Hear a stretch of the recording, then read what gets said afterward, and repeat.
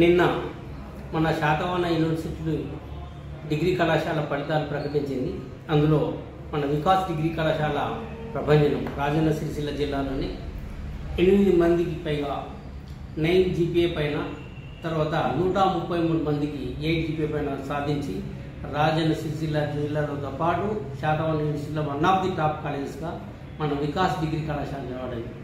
అందులో నూర్జహా అనే అమ్మాయికి బీకామ్లో 9.65, Om Nayak BZC 9.2 and G Deepika BCom 9.1, Khushi 9.9, Saibanu 9.46, Pandey 9.03, మేఘన 9.13, కుమార్ 9.01. 8 మంది 9 జీపీఏ సాధించి మన రాజన్న సిరిసిల్ల జిల్లాలో ప్రభంజనం సృష్టించారు. ఎందుకంటే మా అధ్యాపకుల కృషి, వికాస్ డిగ్రీ కళాశాల అంటే ఒక ఫ్యామిలీగా అందరూ కుటుంబ సభ్యుల్లాగా స్టాఫ్ అందరూ కలిసికట్టుగా ఏ సబ్జెక్ట్ ఆ సబ్జెక్టు బాగా విద్యార్థులను తీర్చిదిద్ది 133 మంది పైగా 8 జీపీఏ కూడా సాధించి మన రాజన్న సిరిసిల్ల జిల్లాకే గర్వకారణంగా నిలిచారు.